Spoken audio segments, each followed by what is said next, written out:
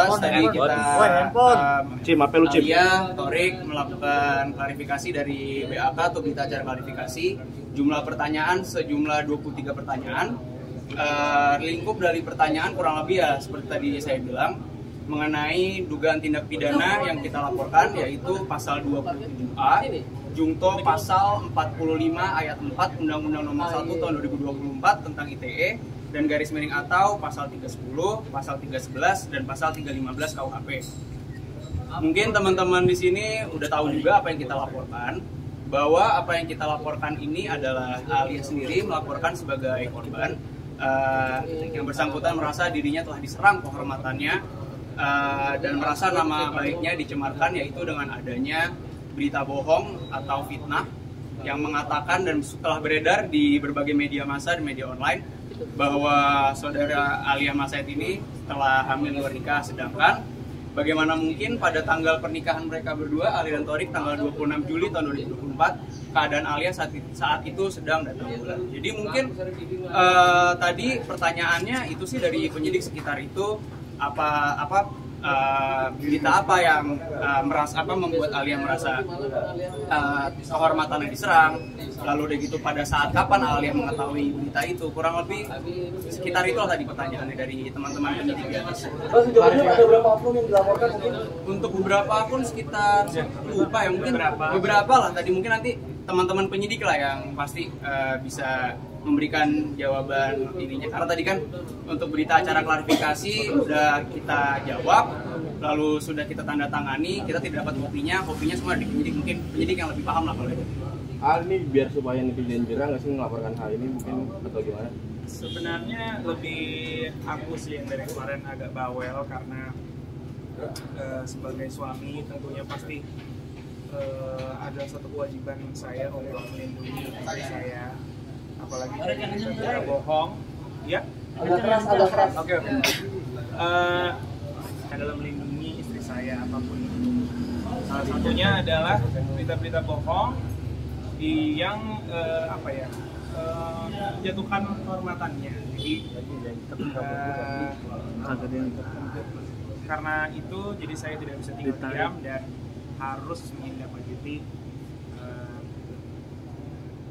Tapi mungkin yang bisa ditambahkan, Alia Masaid ini kan ya bisa kita bilang public figure, mungkin untuk sekedar cacian atau mungkin fitnah-fitnah lainnya mungkin sudah ada lah yang mungkin dirasakan juga oleh Alia. Cuma menurut hemat kami ini sudah melewati batas lah, karena sebagaimana kita ketahui bersama, kita ini kan masyarakat Indonesia menjunjung tinggi budaya timur. Berita seperti itu sangat-sangat tidak elok, apalagi sampai didengar oleh pihak keluarga kan, baik dari keluarga Alia, baik dari keluarga Torik, mungkin juga teman-teman media di sini juga pasti udah dengar berita itu kan, mungkin ada akhirnya jadi rumor liar lah. Makanya di sini juga kami luruskan bahwa itu adalah berita bohong dan berita fitnah. Namun demikian, meskipun itu adalah berita fitnah bahwa tidak ada masalah hamil luar nikah, cuma mungkin Torik dan Aal juga berharap lah dari doa-doa dari rekan-rekan sekalian supaya disegerakan. Amin. Minta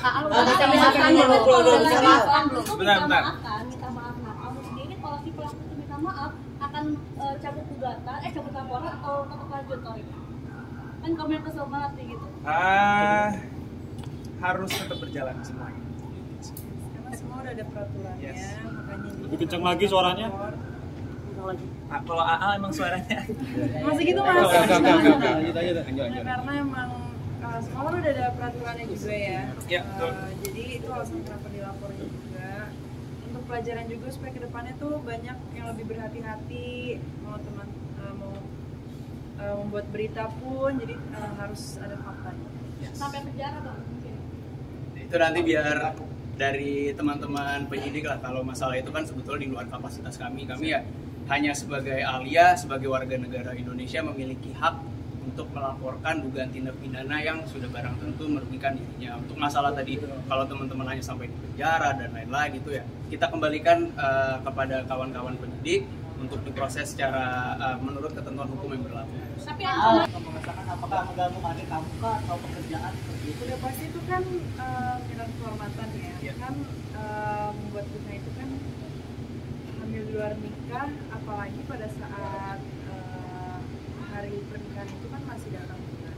jelas itu udah menyerang kehormatan, terus kan takutnya berimpact juga untuk pekerjaan kedepannya dan udah pasti sih. Ya yang paling jelas sih, yang paling saya sesalkan itu kenapa bikin berita seperti itu, terus dari mana dia dapat berita seperti itu yang apa ya, sangat tidak punya etika lah bikin berita kayak gitu. Padahal kan kita kita adalah orang Indonesia yang apa itu, budaya untuk menjunjung tinggi budaya timur. Iya, budaya timur kita tinggi, pasti harus sesuai itu.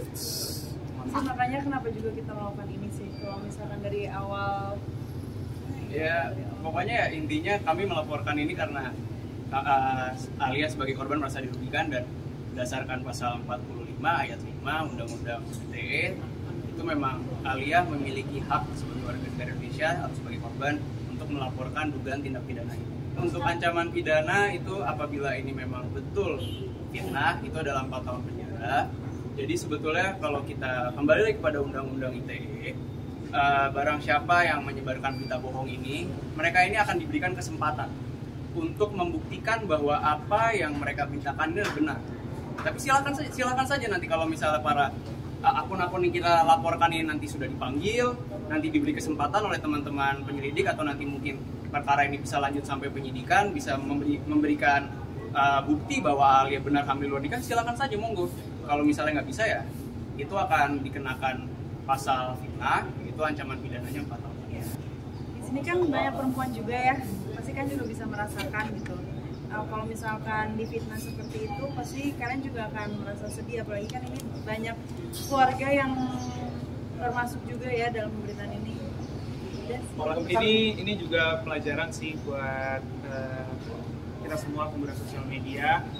Walaupun kita bisa ngetik apa aja, ngepost apa aja, tapi semua itu ada aturannya.